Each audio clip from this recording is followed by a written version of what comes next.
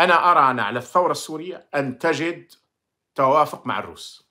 بعض الناس الآن راح يستغربوا يعرفوني أن عندي موقف حاد جدا من الروس في سوريا وفي تشيشانيا وفي في الشيشان وفي أوكرانيا، لكن الموقف الحاد هذا عنده زمانه، عنده مكانه، عنده حدوده. ما زال عندي موقف حاد من روسيا في أوكرانيا، تخيلوا، مع أن أوكرانيا ما عنديش ارتباط عاطفي بها أو ديني أو لغوي لكنهم مظلومين، وأرى أن روسيا ظالمة في أوكرانيا.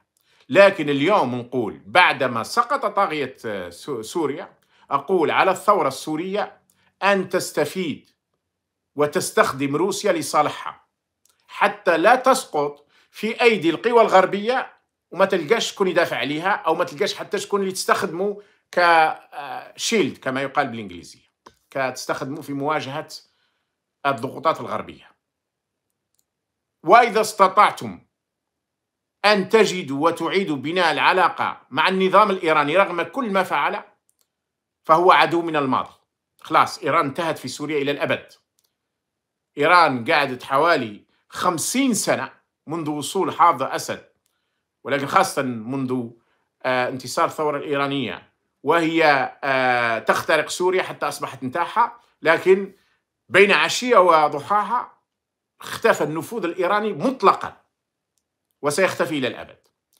وأنا مع استئصال النفوذ الإيراني داخل سوريا، لكن إذا استطاع ثوار سوريا أن يجدوا توافقات مع الإيرانيين خاصة في مواجهة الصهاينة، لأن الخطر الأكبر الآن على سوريا من هو؟ صهاينة تل أبيب وصهاينة العرب، هذا هو الخطر الأكبر.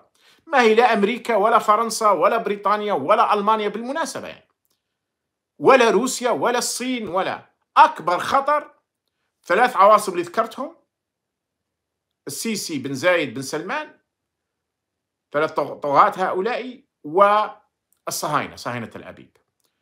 هؤلاء ممكن تستخدم إيران وروسيا باش تساعدك. طبعا تركيا وقطر أكيد راح يساعدوك، الكويت ممكن أيضا يساعدوك، الكويت موقفها كان معقول مثلا. هذا كله، وهذا هو قمة الإدارة الدبلوماسية الحقيقية، قمة المنطق والحكمة، وهو أنك تستطيع أن تحيد أعداء وتستخدم أعداء في مواجهة أعداء، لا تجمع عليك الأعداء. دائما أهم شيء، واحد يقول لي وات اباوت العراق، يا عندك الحق، أنت ما حيقدرك نجيب، سأجيبك.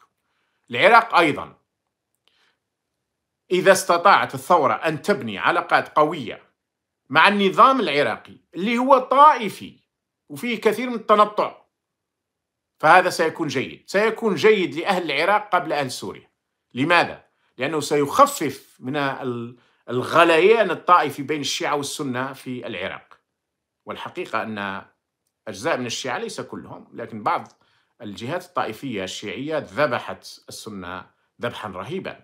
طبعا بعض السنة اللي انتموا إلى داعش أيضا ارتكبوا كوارث، لكن السنة دفعوا ثمن هائل، لأن داعش كانت تذبح السنة أيضا بالمناسبة. مع العراق أيضا إذا كان بالإمكان بناء علاقات على الأقل لكي يخف الضغط داخل العراق والخصومات داخل العراق، وخاصة أن هناك شخصية ذات نفوذ هائل اللي هي الصدر، كان أخذ موقف رائع.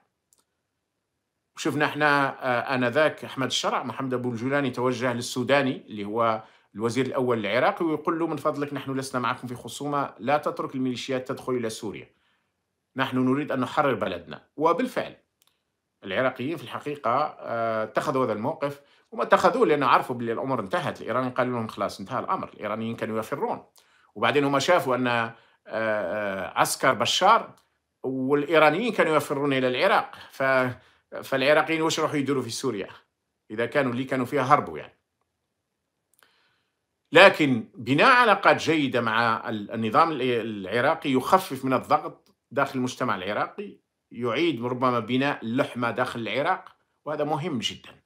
هذا مهم جدا لأنهم كلهم إخواننا يعني. كنا نحو بعض العناصر الإجرامية التي تقود وتدعو إلى الطائفية وإلى، فهم هذا كلهم ناس، والشعب العراقي مسكين يعني الشيعة متضررين بشكل رهيب جدا. لما تروح البصرة، البصرة هذه مدينة عميقة في التاريخ، خاصة في التاريخ الإسلامي تجد الشيعة هناك مساكين يعني، اللي هي مدينة شيعية تقريبا كلها يعني.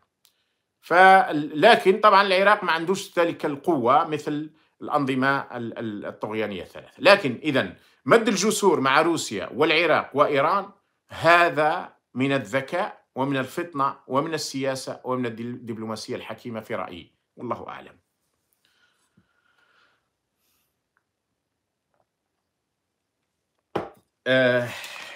يعني أطلت شوية في شرح هذا الموضوع، لكن أعتقد أنه مهم جدا. وبشأن الإصلاح وإعادة الإعمار، قال الشرع إن للحكومة الانتقالية خططا منهجية لعلاج التدمير الممنهج الذي مارسه نظام الرئيس المخلوع، وأن أهداف الإدارة الجديدة واضحة وخططها جاهزة للبناء والتطوير. شيء جميل لحد الآن، كلام جميل، كلام فيه كثير من المنطق، فيه كثير من الهدوء والتروي والسياسة الحكيمة. نتمنى أن يستمر، وإن كنت متخوف شيء يعني. أنا ينتابني كبشر بطبيعة الحال هواجس، لأني متأثر جدا أنه إحنا بالنسبة لنا انتصار. لو كان هذه سوريا جات في الفيتنام لو كانوا فرحانين لها، لو كان جات من جهة كولومبيا في أمريكا الجنوبية رانا فرحانين، لو كان جات من جهة موزمبيق في أفريقيا رانا فرحانين، فما بالك بأن هؤلاء نشترك معهم في كل شيء.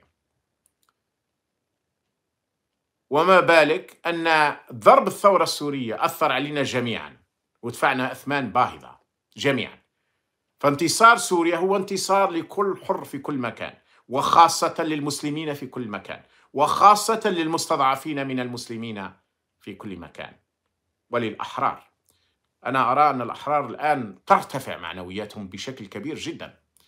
هل تتصورون أن المجرم سليل الإجرام والعائلة الإجرامية بن سلمان بدأ في إطلاق بعض المشايخ وبعض الدكاترة وبعض المسجونين ظلما وعدوانا في السعودية؟ نعم بدأ. حتى في الكويت في حديث على التخفيف على بعض المساجين. حتى في الإمارات بدأ التخفيف، وتركوهم يخرجوا مرة يشوفوا مرة الشمس، ممكن مرة في الشهر أو مرة في الأسبوع الآن.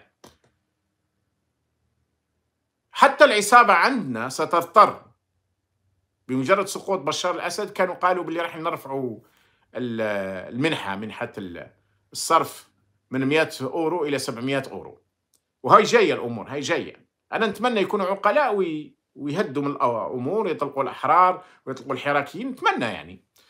لكن العصابة عندنا فيها شوية خلل راح نتكلم عليه بالك من بعد إن شاء الله.